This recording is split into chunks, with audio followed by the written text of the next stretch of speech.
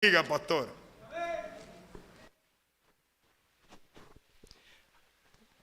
Muchas gracias, mi hermano. Bendiciones. Un feliz sábado para todos, hermanos. Quiero, antes de dar inicio al tema de hoy, agradecer en nombre de la iglesia el trabajo que hacen los ancianos de la iglesia. El hermano de León, no se me vaya lejos. Quiero pedirle a los ancianos que están presentes en este momento para que pasen aquí al frente. Quiero pedirle a mi esposa para que ella me ayude a entregarles algo. La iglesia aprecia. Pueden pasar por aquí, hermanos, los ancianos que están presentes. Yo sé que algunos tal vez va a estar presentes en la otra reunión, pero los que están presentes me gustaría orar de manera especial por ustedes en esta hora. Es un gran privilegio que Dios concede a las personas que son llamados como ancianos. En esta iglesia tenemos 8 ancianos, entonces queremos felicitarlo de manera especial. Algunos no están presentes en este momento, pero quiero orar. ¿Quiénes, hermanos, agradecen el trabajo que hacen estos hombres de Dios? Amén. Quisiéramos, hermano, entregarle este pequeño regalito como una representación de todo el cariño, el aprecio que la iglesia de Quisqueya 2 tiene por ustedes y orar por ustedes y sus familias para que el Señor siga guiando sus vidas. Así que, así como estamos, me gustaría orar. Los que se puedan arrodillar, ustedes permanecen sentados, me gustaría orar por ustedes en este momento. Oremos.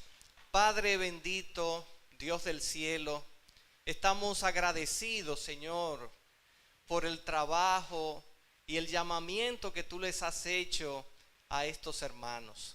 Bendice su vida, Señor. Bendice sus familias. Bendice el trabajo, el ministerio que ellos desarrollan para la iglesia.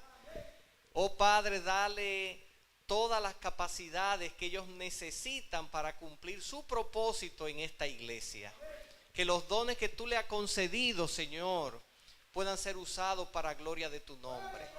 Bendice a los que no están presentes en esta hora. Que tu gracia sea con ellos. Que tu bendición les alcance en donde están en esta hora. Y que sobre todo, Señor, cuando tú regreses, tú le concedas el premio más grande, que es la vida eterna. Mientras ellos desarrollan su trabajo aquí, pedimos que el Espíritu Santo los colme, los llene, Señor, y que ellos puedan ser esos fieles pastores locales, esos ancianos, esos obispos que desarrollan un trabajo para gloria de tu nombre. Es por Jesús nuestro Señor que te lo imploramos. Amén, amén. Muchas bendiciones, hermanos, que Dios les guarde.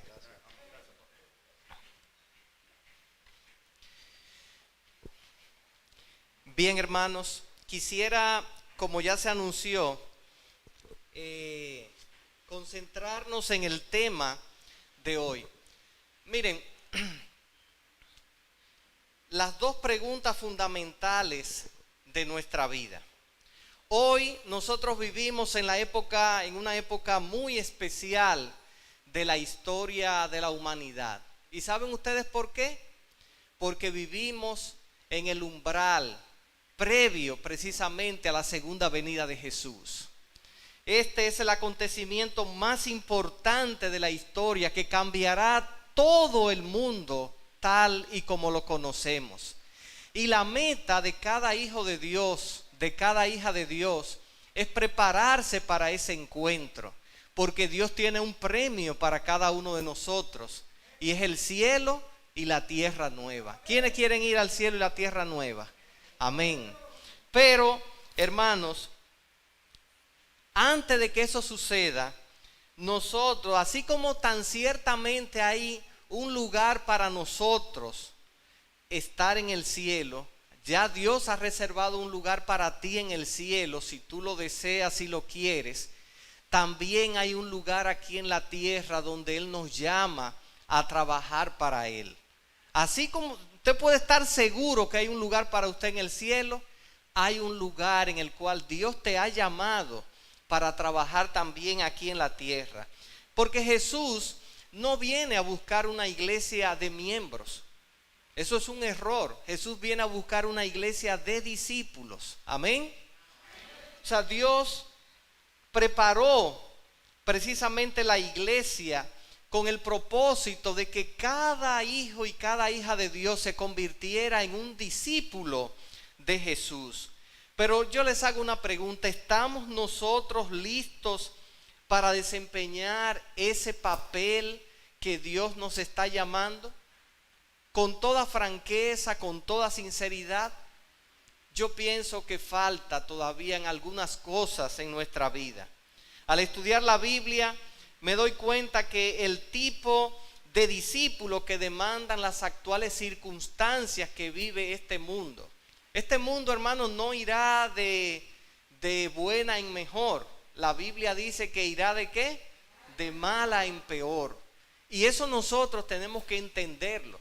Pero ese tipo de crisis requiere la de hombres y mujeres, discípulos de Jesús, que estén comprometidos con su palabra, que estén comprometidos con las enseñanzas. Y no solamente eso, sino que vivan esas enseñanzas.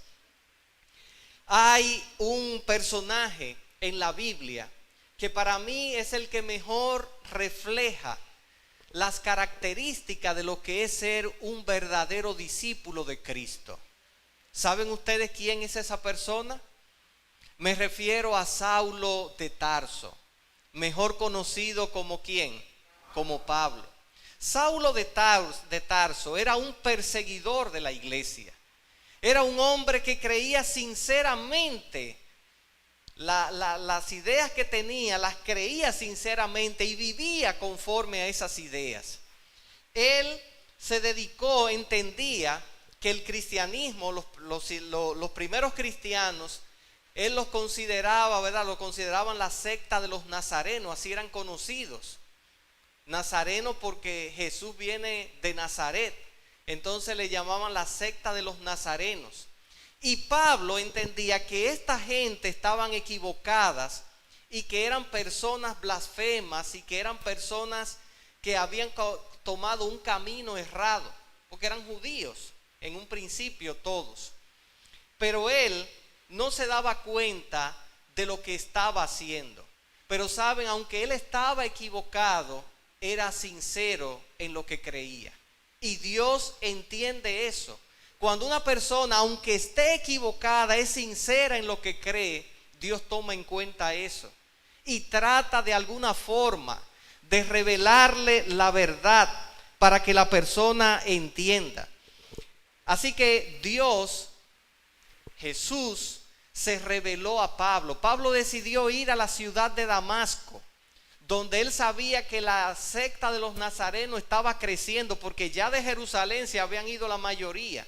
Y ahora la mayoría se encontraban en Damasco. Así que él pidió cartas, dice la Biblia en Hechos 9, y se fue a Damasco, fuera de su territorio.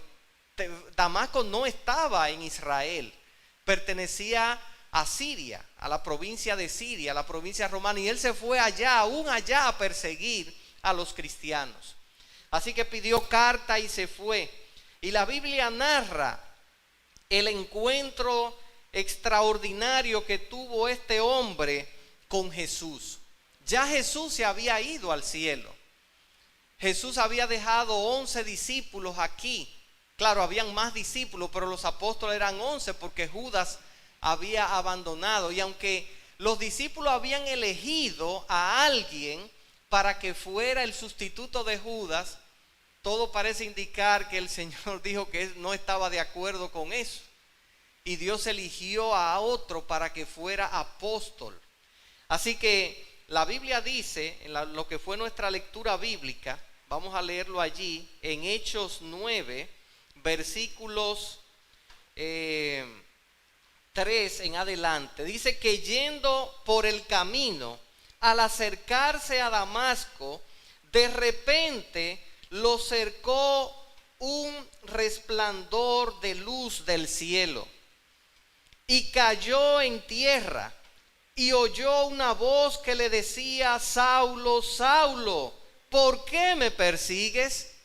Saulo preguntó: ¿quién eres, Señor? Y él replicó: yo soy Jesús, a quien tú persigues. Dura cosa te es dar coces contra el aguijón. Entonces él, temblando y temeroso, dijo: Señor, ¿qué quieres que haga? Y el Señor le respondió: levántate, entra en la ciudad y se te dirá lo que tienes que hacer. Gloria a Dios, hermano. Aquí, en esta conversación breve que tuvo Pablo con Jesús, o Jesús con Pablo, camino a Damasco, se revelan las dos preguntas fundamentales que todo hijo de Dios tiene que hacerse. ¿Cuáles son esas preguntas? Señor, ¿quién eres tú? Y número 2, Señor, ¿qué quieres que haga? Todo el que va a ser discípulo de Cristo tiene que responder o tiene que hacer estas dos preguntas y recibir respuesta. Hasta que tú no llegas en la vida, en la encrucijada de tu vida, a entender la importancia de esas dos preguntas y la respuesta de Dios a esas dos preguntas, no vas a llegar a ser plenamente un discípulo, una discípula de Jesús. ¿Y quiénes quieren ser discípulos de Cristo, hermano? Amén. Así que, ¿qué pregunta, verdad? Pablo, estas dos preguntas deben recibir respuesta en nuestra vida. Ellas determinan el rumbo de nuestra existencia, trazan la pauta de nuestra vida espiritual.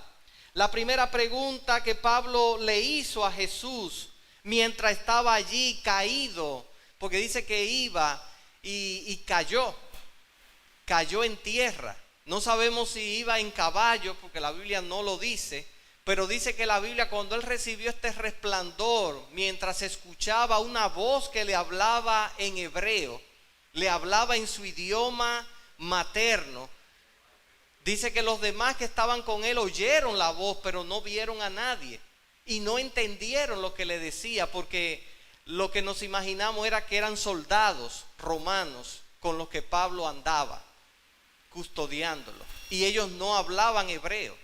Así que esta voz le habló en lengua hebrea y le hizo esta pregunta: Pablo, Pablo, ¿por qué me persigues? Hasta ese momento Pablo entendía que Jesús había sido un mito, que Jesús no era ningún Mesías y mucho menos era Dios. De hecho, la razón por la que él perseguía a los cristianos era porque él no creía que Jesús fuera lo que decían ellos que era. Y cuando él se vio allí en el suelo, hermanos, abatido su orgullo en el polvo, tirado en el piso, allí en el suelo y abatido en la tierra, es que él pudo entender quién era Jesús. A veces permanecemos, hermanos, a veces nosotros pretendemos conocer a Dios, pero qué ilusos somos, qué ingenuos somos pensar que nosotros podemos conocer a Dios. Él le preguntó: ¿quién eres, Señor? Pablo entendía que él había conocido a Dios. En la religión judía él había sido un experto en las escrituras. Déjenme decirle que Pablo era miembro del Sanedrín. Poca gente llegaban a la edad de Pablo, a la edad que tenía Pablo, a ser miembro del Sanedrín. Pablo con 30 y algo de años ya era miembro del Sanedrín. Ahí solamente había gente de mucha edad. Pero era tan prominente este hombre, un erudito, hablaba más de 5 lenguas, y era un versado en las escrituras, un experto en las escrituras. Pablo no era cualquier cosa. Y este hombre se dio cuenta allí que él no conocía a Dios. ¿Estaré yo hablando en esta hora para alguien que cree que tiene muchos años en la iglesia, pero que realmente no conoce a Dios? Que no ha tenido una experiencia de cerca con Dios, una experiencia donde el Espíritu Santo lo posee, lo toma, donde ha escuchado la voz de Dios. Muchos cristianos, millones de cristianos asisten a las iglesias, pero no han tenido un encuentro personal con Dios. Y hermano, hermana que me escuchas, Dios es real. ¿Alguien dice amén por eso? Pero Él, tú no lo puedes conocer, solamente lo que Él se revela de sí mismo a ti. Dios es tan grande que lo único que nosotros conocemos es lo que Él se ha autorrevelado a nosotros. Pero no puedes conocer plenamente a Dios. Dios es infinitamente, va más allá de lo que nosotros podemos entender en nuestra ignorancia. Dios es tan bueno que no toma en cuenta nuestra ignorancia. Y Él se revela de forma personal a cada uno de nosotros si deseamos conocerles. ¿Quiénes quieren conocer más a Dios, hermano? Dile al que está a tu lado, hay que conocer mejor a Dios. Dígaselo. Dios es tan grande, hermanos. Él dice en Jeremías 3:33, clama a mí y yo te responderé. Si tú clamas a Dios, Él se puede revelar de manera personal en tu vida. En una ocasión yo estaba reunido con otros colegas y estudiantes, y yo en una conversación que tenía con ellos, yo le dije, es que Dios me dijo tal y tal cosa, y yo vi la cara de extrañeza que me pusieron algunos. Dios habla, hermanos, cuando tú lo invocas. Dios te habla cuando tú clamas a Él. Y te dice, hermano, aunque no sea con palabras audibles, te dice exactamente lo que tú necesitas saber si tú estás buscando una respuesta. Y nosotros necesitamos tener esa experiencia personal con Dios. No basta con que el esposo la tenga, o la esposa, o el hijo, o los padres. Cada discípulo de Jesús necesita tener un encuentro cercano con Jesús, personal. Dios es tan grande que dijo a Salomón, he aquí que los cielos de los cielos no te pueden contener. Le dijo Salomón esto en Primera de Reyes 8:27, en la oración de dedicación al templo. Dios es tan sabio que nuestra más profunda filosofía o conocimiento o creencia es ignorancia.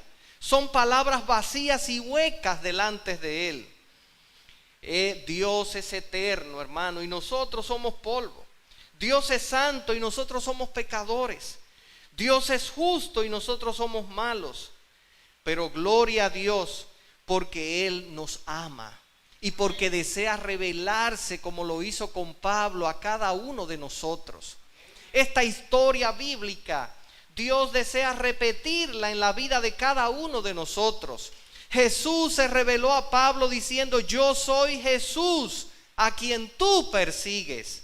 Hermanos, qué gran autorrevelación del Señor. Él te dice, yo soy Jesús, tu Salvador. Yo soy Jesús, tu ayudador. Yo soy Jesús, el que te da la vida. Gloria a Dios. ¿Conoces a Jesús, hermano y hermana? ¿Tú lo conoces? ¿Lo conoces tú, amigo, que me escuchas en esta hora? Que tal vez todavía no eres miembro de la iglesia, pero estás buscando del Señor. ¿Lo conoces? Esta es la gran pregunta que tenemos que hacernos. Si no hemos tenido esa experiencia personal con Dios, la necesitamos para que nuestra fe se sostenga sobre una base firme y no simplemente en lo que vemos, porque lo que no se ve es más que lo que se ve, hermanos. Es mucho más de lo que se ve. ¿Conoces a Jesús?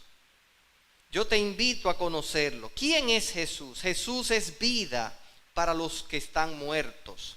Jesús es pan para los hambrientos. Jesús es agua para los sedientos. Jesús es consuelo para los que lloran. Pero también Jesús es fortaleza para los que huyen. Jesús es refugio para los que están desamparados. Jesús es valor para los que tienen miedo. Jesús es médico para los enfermos. Jesús es el gran intercesor para los pecadores. Jesús es padre para los huérfanos. Es esposo para las viudas. Jesús es pastor para los que son ovejas.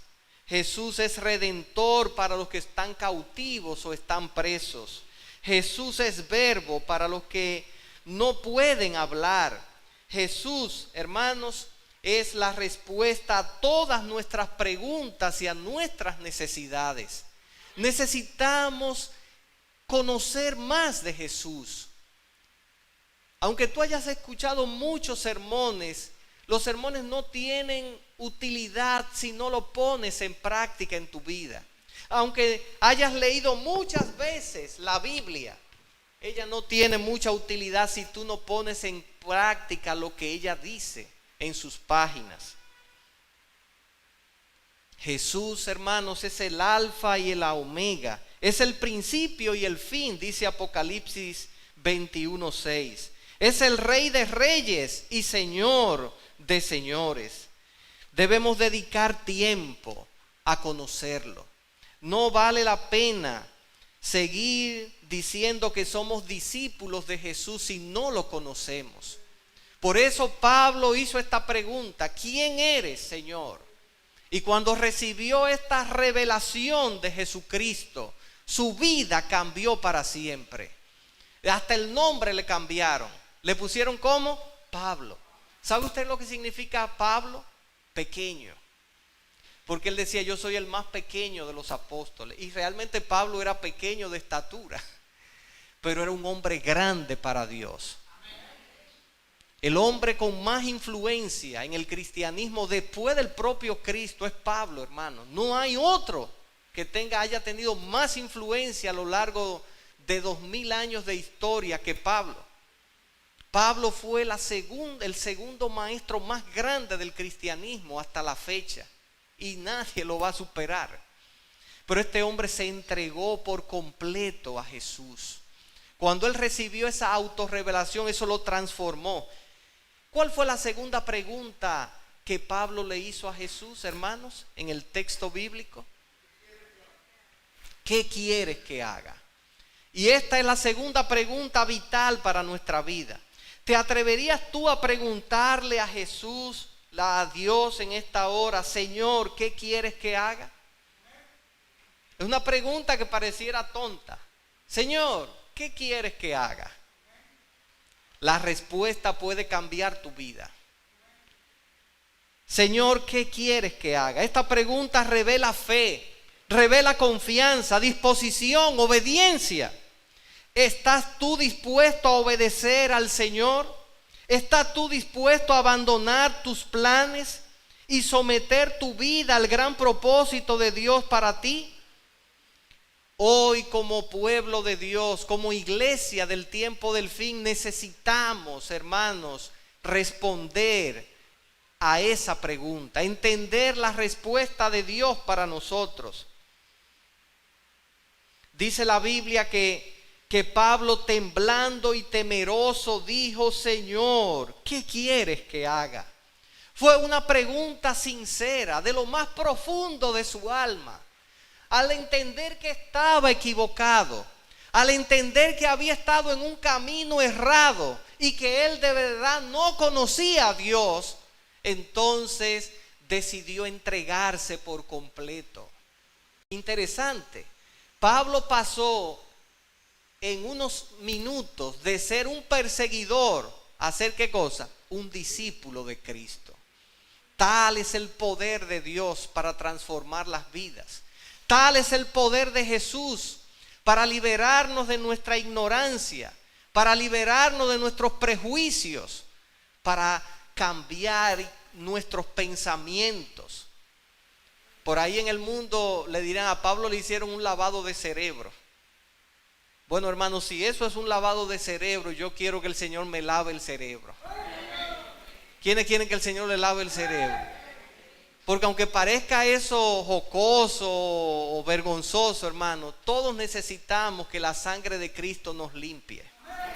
Porque estamos llenos de nuestras propias ideas, de nuestros propios planes, de nuestras propias agendas. ¿Y quién sabe el futuro? ¿Aquí alguien sabe el futuro? ¿Alguien sabe lo que va a pasar dentro de una hora? No, solo Dios lo sabe. Por eso Pablo le hizo esta pregunta inteligente al Señor. Señor, toda mi vida he estado equivocado, pero ahora yo quiero preguntarte a ti, ¿qué quieres que haga? Y cuando Pablo lo dijo con toda sinceridad, porque dice temblando. Estaba temblando, no de miedo, estaba temblando ante la presencia de Dios, ante esta revelación de Jesucristo. Y eso él decidió, él dijo, yo no puedo seguir más en esta ignorancia, no puedo seguir más en este camino equivocado. ¿Estaré yo hablando aquí para una gente que lleva una doble vida? Que es un cristiano de la secreta, que es cristiano por fuera, pero es un diablo por dentro. Jesús puede cambiar tu vida, hermano y amigo que me escucha. Aquí hay una lección importante. Siempre, escuche bien, siempre el propósito individual de nuestra vida estará ligado al propósito general de Dios para su pueblo. Cuando Pablo le hizo esta pregunta a Jesús, Jesús le dijo, Señor, Jesús le dijo, entra a la ciudad y se te dirá lo que tienes que hacer. Jesús le pudo haber dicho ahí, mira, tú vas a ser mi apóstol a los gentiles. Yo te he llamado. Pero ¿qué hizo el Señor? Se los reveló ¿a quién? A otro. Se los reveló a la iglesia. Y cuando es interesante, cuando este señor se da cuenta, Ananías, el Señor le dio una revelación a Ananías para que fuera a orar por Pablo, porque Pablo quedó ciego. Yo les hago una pregunta, ¿no le pudo haber dicho el Señor, yo quiero que tú seas mi apóstol a los gentiles? ¿Pudo habérselo dicho, sí o no? Pero Jesús lo mandó a la iglesia. Hermano, para los que creen, miren, la salvación es individual, ¿sí o no? Sí, es individual. Pero la salvación nuestra está ligada, hermanos, a la iglesia. La iglesia no es la que salva, quien salva es Cristo. Pero Cristo te salva, ¿dónde? En la iglesia. ¿Alguien dice amén por eso? Para aquellos que se creen llaneros solitarios, Jesús fundó la iglesia para que ésta cumpliera su misión aquí en la tierra de hacer discípulos. Y nadie puede ser discípulo si no está, ¿dónde? En la iglesia. Aquí no hay llaneros solitarios. Necesitamos entender eso, que nuestra salvación está ligada a la de los demás, porque fuimos llamados a testificar. Si no, Dios te salvará y te llevará al cielo de una vez. Pero Dios te salva y te deja aquí para que tú testifiques de esa salvación grande, como decía el hermano de León en el texto de los 10 minutos misioneros, para que testifique de cuán grandes cosas el Señor ha hecho en tu vida. Gloria a Dios. Por eso Pablo fue llamado para conectarse con la iglesia. Y Ananías fue. Y Ananías, cuando le dijeron, Ananías dijo, pero Señor, oiga, Ananías quería informarle a Dios que Pablo era un perseguidor. Qué inocencia la de Ananías. Dios no lo sabe todo. Pero Ananías le dijo, Señor, pero yo he escuchado que ese hombre anda persiguiendo a la iglesia. De hecho, que vino aquí a Damasco para matarnos a todos. ¿cómo que tú me mandas a donde él y que para que yo vaya a orar por él? Y el Señor le dijo, yo he llamado a este para que sea testigo mío ante los gentiles. Yo lo he llamado para que él testifique ante reyes y gobernantes. Y ese propósito se cumplió plenamente, hermanos. Dios tiene un propósito para tu vida, querido hermano y hermana. Si ese propósito hasta ahora no se ha estado cumpliendo, tienes que hacerle la pregunta a Jesús: Señor, ¿qué quieres que haga? Jesús quiere que usemos nuestros dones, nuestros talentos, toda nuestra influencia, nuestro tiempo para testificar en favor de otros. ¿Qué estás haciendo tú por Cristo? Hermanos queridos, quiero animarte a que tomes esta decisión, que le hagas estas dos preguntas a Jesús. Señor, ¿quién eres? Y una vez que tú entiendas quién es Jesús para ti, cuando Él se revele de manera particular a ti, entonces hazle la siguiente pregunta: ¿qué quieres que haga? Estas dos preguntas fueron contestadas para Pablo. También te serán contestadas a ti si se las hace al Señor. Hermanos, en el mes de marzo quiero animarles para que traigamos a algunos amigos, a algunos visitantes. Yo sé que estamos limitados un poco aquí por los espacios, pero en medio aún de estas restricciones nosotros podemos testificar a otros. Durante el mes de marzo vamos a usar los 4 sábados como sábados especiales para las visitas. Y esperamos que los temas que se van a estar predicando aquí sean para esos visitantes de manera especial. Si has estado estudiando la Biblia con alguien, hazlo, invítalo. Y termino diciendo, hermanos, preguntando: ¿alguien aquí quiere ser discípulo de Jesús? Amén. ¿Alguien aquí quiere que el Señor les responda esas dos preguntas? Yo te invito a ponerte de pie en esta hora. Si ese es tu deseo, que el Señor te diga quién es Él y te diga qué quieres que tú hagas, entonces al ponerte de pie les está diciendo: Señor, ayúdame. Yo quiero responder esas dos preguntas. Quiero que esas dos preguntas se respondan en mi vida. Porque hasta ahora no he tenido mucho sentido algunas cosas. Pero cuando reciba esta autorrevelación tuya, cuando yo reciba el mandato tuyo de cuál es mi misión, mi propósito aquí en la tierra, entonces seré una persona totalmente cambiada y extraordinaria para gloria de Dios. Oremos. Padre bendito, Dios del cielo, en esta hora exaltamos tu nombre. Te glorificamos, Señor, porque tú te has revelado a nosotros, pecadores, gente que no conocía nada de ti, Señor. Pero queremos, Señor, una revelación personal tuya en nuestras vidas. Que así como Pablo, nuestra vida sea trastornada y cambiada para siempre. Oh Padre Celestial, muéstranos qué cosas tenemos que hacer. Ayúdanos a usar nuestros dones, nuestros talentos, nuestro tiempo, nuestra influencia, nuestro dinero para la gloria tuya. Que toda nuestra vida esté permeada por la vida de Cristo. Y que, como Pablo dijo en una ocasión en Gálatas 2:20, que ya no viva yo, sino que Cristo viva en mí. Que esto se pueda cumplir.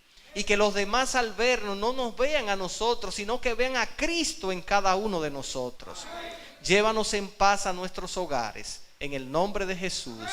Amén. Amén. Dios le bendiga, hermanos.